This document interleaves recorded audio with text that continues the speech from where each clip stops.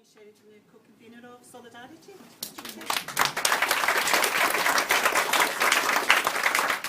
Thanks very much, Fiona.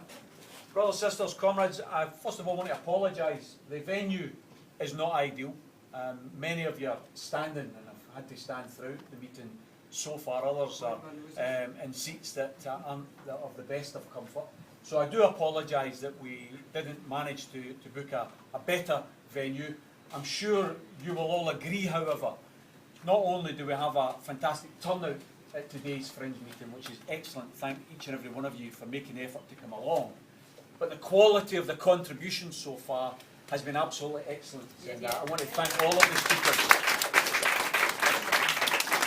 I want to thank all of the speakers for bringing life to this Solidarity Fringe meeting, and to give just a tiny reflection of the breadth of talent that we have within the Solidarity movement.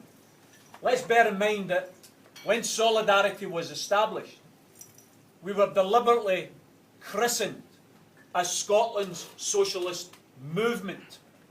And the reason we wanted to be christened as Scotland's socialist movement was in recognition that we were trying to bring left groups, left parties, left trade unionists and others who weren't in any organisation together. That's why it's been important today to hear speakers from the Socialist Workers' Party in Scotland, from the Socialist Party in Scotland, people from the trade union movement in Scotland, people who are in Solidarity and in not any other organisation in Scotland. Solidarity seeks to be a magnet that draws together the best talent, the most combative talent within the working class and the labour movement.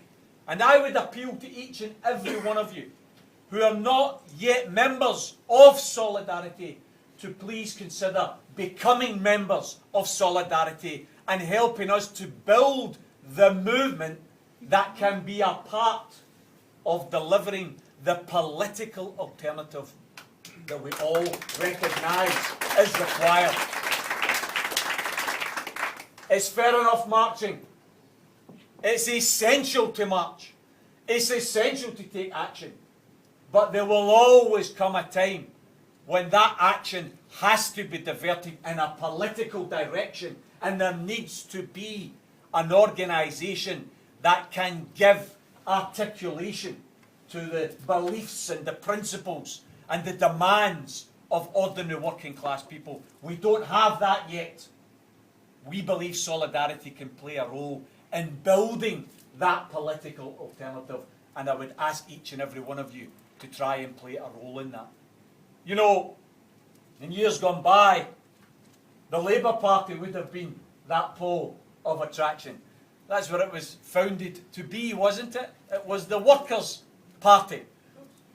We know clearly that that party is neither a Workers' Party or a Socialist Party any longer, regardless of the fact that all of us will know of good individuals who either still support it or even some who are still members of it. But the truth is that Jean Lamont, over the last couple of weeks, has done us a favour on the left. She's done us a favour because she has done more to explain why illusions in the Labour Party are illusions than a month of speeches could do. You know, people have mentioned her attack on the Something for Nothing Brigade. And perhaps some of you, perhaps naively, for a moment thought, wait a wee minute, there's actually been a transformation. The Labour Party is going to go back to some of its roots. Jean Lamont has attacked the Something for Nothing Brigade. She's calling for the royal family to be stripped of all of their perks. She's calling for a republic. She's calling for democracy. Because let's face it, if any political party or political leader does want to attack the Something for Nothing Brigade, then they better stop attacking the pensioners who are making uses of their bus passes. are those on benefit, many of whom have worked so hard for so long that they're now unfit to work any longer. The real something for nothing brigade is the royal entourage and all of the toffs that are currently in Parliament have never worked a day in their lives. That's the real something for nothing brigade. And you know, the older you get, sometimes you think things never change. Things have always been like this. Well, one thing is absolutely clear. We have always lived in a class society since the Industrial Revolution.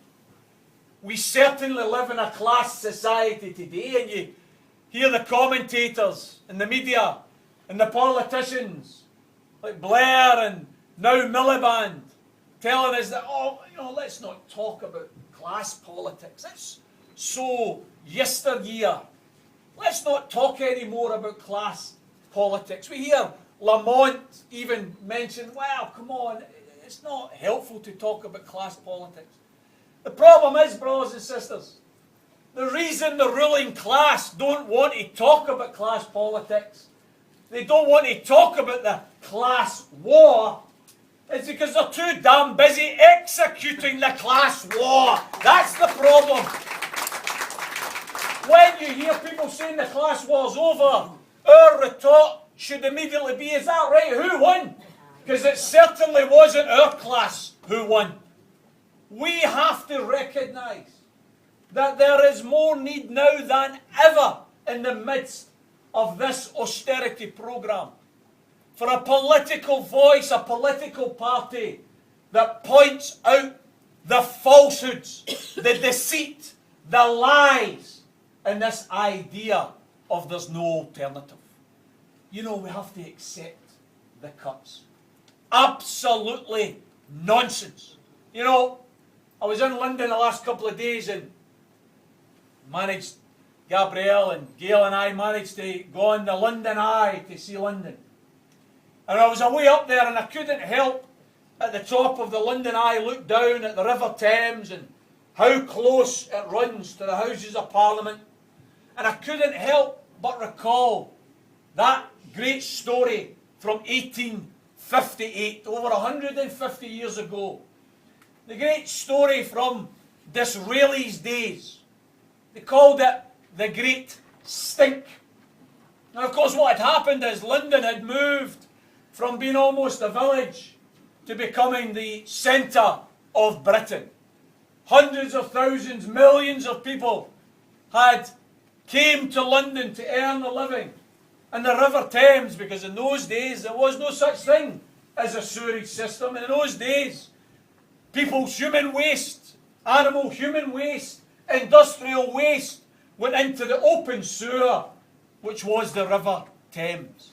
And it reached a head in the summer of 1858 because the stink that emanated from the River Thames caused the parliamentarians of the day to order that the windows have blankets of lime paraded across those windows to try and keep out the stink.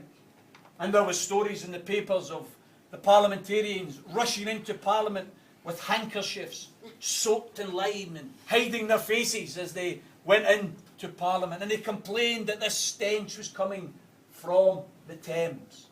Well, brothers and sisters, as I said, some things never change. If we were to hang lime-soaked curtains today in the Houses of Parliament, it wouldn't be, of course, to keep the stench out. It would be to keep the stench in the Houses of Parliament.